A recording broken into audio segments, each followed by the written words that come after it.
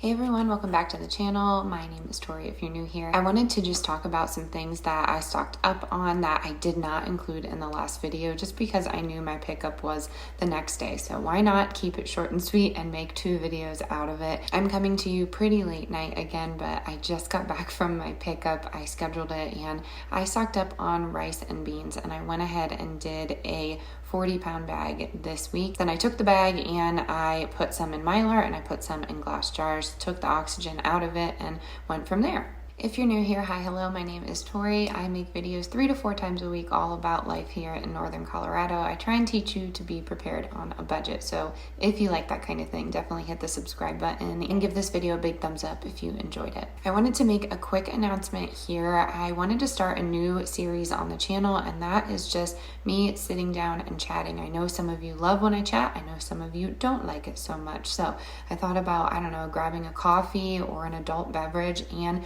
sitting down talking about some hot topics in an approachable way, because I see a lot of people in my niche do this and I know they have very strong feelings, but I'm pretty level-headed when it comes to talking about controversial things. So I thought about doing that. So if you like that idea, let me know some topics you want to talk about and we'll go from there. If you don't like it, that's fine too. Just let me know in the comments. I know it's hard for a bunch of us to talk about it, and my channel serves as a positive way to be prepared, but there are just some things on my mind that I'd love to get your opinion on. I know we are all different people, but a lot of us have similar interests. So I, again, would love to chat with you about it. I don't think I will be going live or anything like that, but I thought about just being able to sit down and have a video a week where we do this. So again, if you like that idea, let me know in the comments below, and let's get right into this stock up haul. I'm going to bring you down to the basement.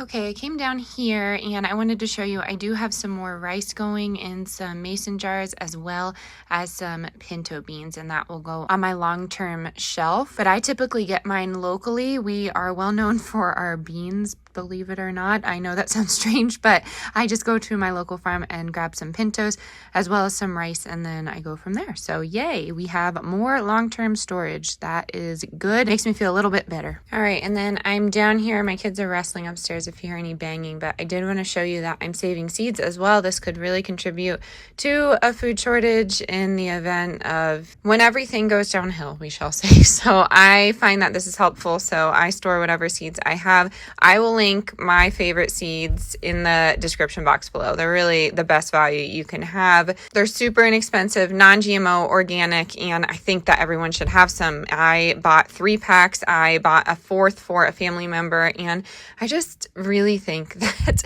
they're important. So I keep them in Mylar, and then I just save them because they're heirloom seeds every single season, and I put them in Mylar bags. I reuse them, or I find packets, or I'm given packets and I put them in Mylar. Packets like this from 4 Patriots are made of paper, so you can essentially just put them in just like this. I'm not going to do that, but you can. And then you put an oxygen absorber in there. These come in packs of 10, so when I'm doing this, I try and do it in a group of 10 and then go from there. So I think that everyone should seed save, even if you don't have a large garden.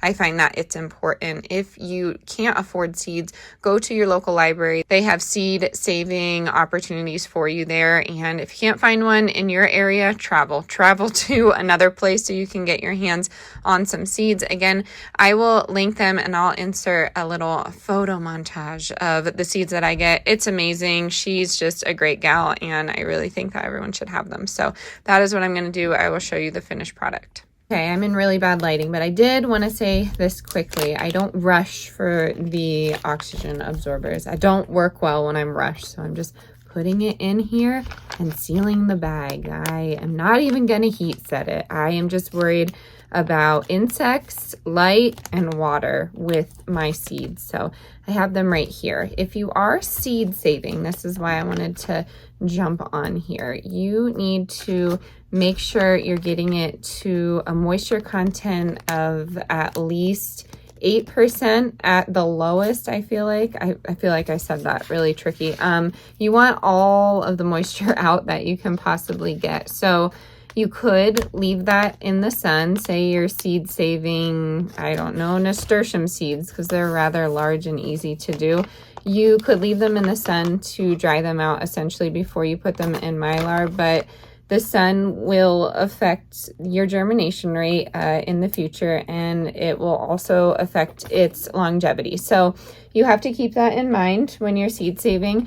I personally have dehydrated seeds before, but I find that gets them to a lower germination rate. So my favorite thing to do is pop on the oven at 100, and I keep them on a pan for around 5 hours and go from there. And my seeds typically last a very long time. I've had questions in the past about germination, like how long until you start seeing it. I'd say I start seeing in about 3 years loss of crop. So if that makes sense. I know it's going to be different everywhere though. So let me know in the comments, your seed saving tips, or maybe some trial and error, and we can all talk about it down in the comments. I'm not an expert. I'm learning along with all of you. No one is an expert in this. You could be like the best Navy SEAL in the world and still just not have preparedness down. And I find when I first started doing this and I looked to the internet,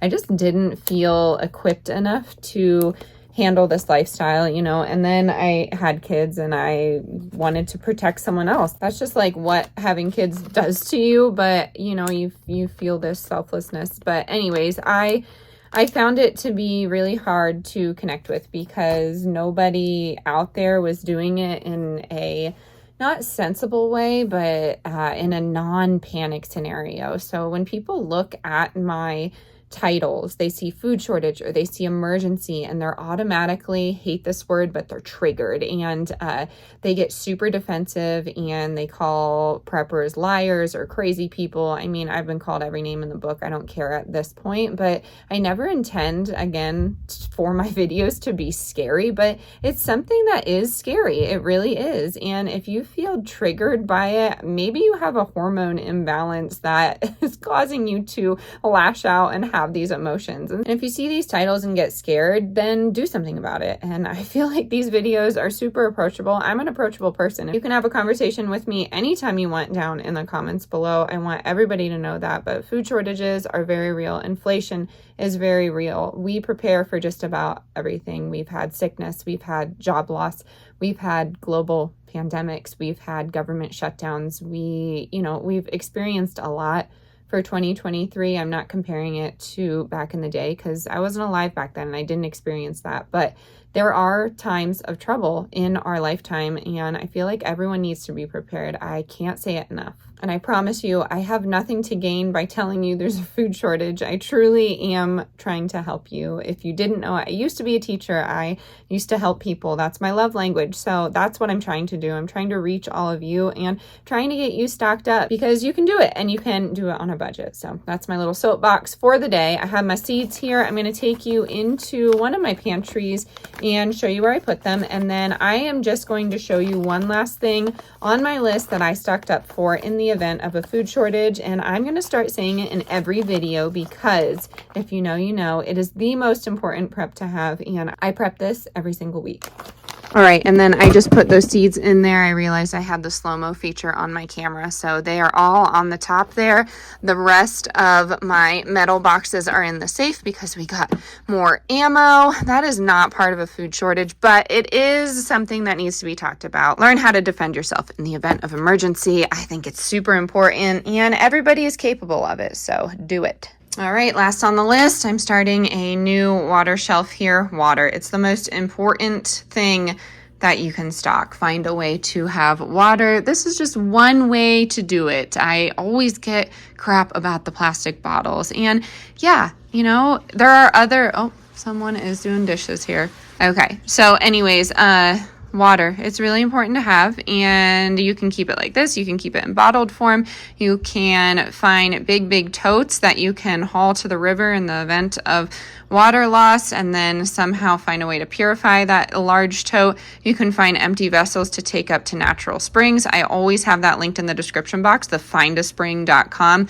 There might be some in your area. I'm not guaranteeing it, but find a way to filter your water and find a way to store it. So we go through these quite often, but there are other ways to store water, and it's the most important thing to have. I suggest having this for drinking water and then having other ways to store water for cooking. So these are just bottles that I've been saving, and then I fill them with water. In the event of a power outage, we can clean with them, cook with them. I mean, do really whatever you want, but it's important to have water on hand, and I think everybody forgets about it. So plastic is great. You can find metal ones at natural grocers, but this is a cheap way to store water.